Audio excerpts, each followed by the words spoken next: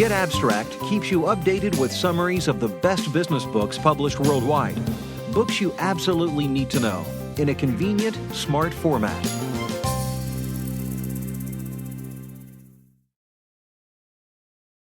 Do you view intelligence as something just a few people possess? When you attend a meeting, do you listen only to those who contributed something in the past? Answering no marks you as a potential multiplier. Answering yes means you might be a diminisher. These two personalities differ fundamentally in the ways they approach thinking, talent, challenges, decisions, and ownership within their organizations. If you've worked with leaders who are diminishers, you know it. When they run a meeting, they shine and others around them grow dim. This style of leadership isn't just bad for a team, it's bad for the entire organization. By contrast, leaders who are multipliers rapidly advance the capacity of their followers, increasing the intelligence and productivity of individuals and groups.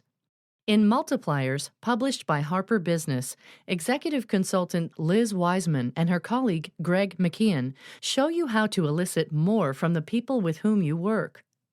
By multiplying their contributions, you can help them grow to become more than they thought they could be. On the other hand, if you are a diminisher, you halt their growth and make them less than they wanted to be.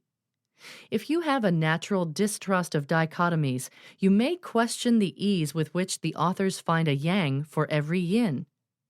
However, think of these opposites as a continuum between those who multiply and those who diminish the talent around them. Get Abstract recommends that leaders at all levels follow the suggestion of K.R. Sridhar, CEO of Bloom Energy. I have zero tolerance if someone does not run the experiment. If even a single person reports to you, run the experiment. Read the book. Multipliers don't just access, but stretch the best people have to offer, hence leveraging their employees' skills to the fullest and drawing more effort, energy, and achievement from them. Multipliers can function as talent magnets, liberators, challengers, debate makers, and investors.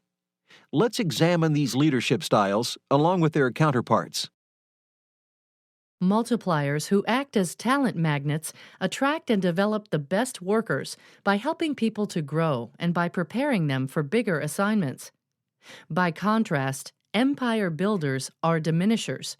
These leaders have a different relationship to talent. They can attract it, but they do nothing to nurture or promote it. Instead, they build up their workforce to bolster their own agendas and images. To avoid being a diminishing empire builder, look for talent everywhere. Learn what skills come easily to your workers so you leverage their contributions without exhausting their time or energy. Once you know an area in which people excel, give them an assignment that taps into it. Set them free to do their best work. Your work environment can limit your ability to share your best ideas. For example, formal hierarchies give more weight to the opinions of those on top. If you're advancing, compliance with the boss may feel like your only option, especially if you work for a tyrant, someone who specializes in intimidation. Tyrants want people to give their best, but they never create an environment where staffers can flourish. By contrast, multiplier leaders who act as liberators create space where great work can transpire. They become ferocious listeners, trying constantly to discover other people's best ideas. Liberators continuously demand the best from their staff.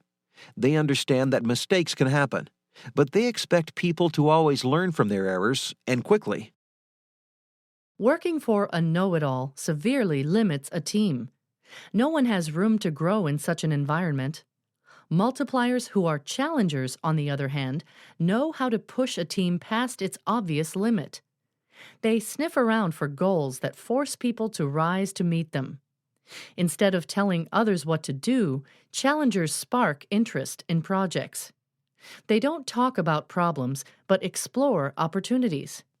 Challengers make employees excited to try rather than scared to fail. Meeting a true challenge isn't easy, but a multiplier inspires people to stretch themselves to handle it. To be a successful challenger, ask probing questions. Make people think and learn so that you can move them forward with you.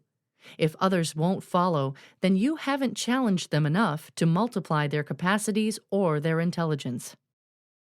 Multipliers who function as debate makers know how to engage many perspectives and voices, making use of all the intelligence on the team.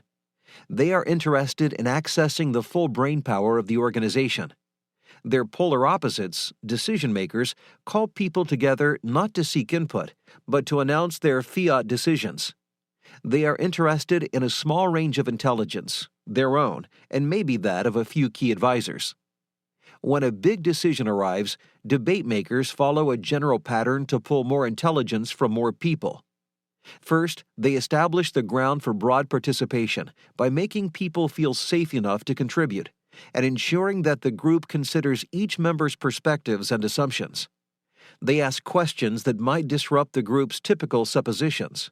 Then, they ensure that the participants have an opportunity to examine the facts and confront reality, and that their opinions are informed by the right data. Finally, they clarify the decision itself, confirming that everyone knows the reason the decision is important and the way they actually will decide. Debates allow others to put their fingerprints on the decision, so they better understand it and are ready to carry it forward. Diminishers believe that the team won't be able to figure things out without them. These micromanagers jump in and take over at the first sign of a glitch. In contrast, multipliers who act as investors put other staffers in charge and then invest in their employees' success by teaching, coaching, and supplying the needed resources. This enables their staff to work independently and to be fully accountable for their work and results. Investors thrive by helping their employees thrive. So, how can you become a multiplier? Start by taking the best thing that you do and do it better. Then get rid of the worst thing that you do by stopping to indulge in your weaknesses. The ideas you assume to be true guide your actions. If you think everyone around you is unintelligent or incompetent, you will likely manage in ways that create a self-fulfilling prophecy. Practice the chief assumption multipliers hold. People are smart and will figure it out. And watch how this belief proves itself true. This process will get you started. Adding layers over time and working with others on similar goals will move you from being a genius to being a genius maker. That changes everything, for you and those around you.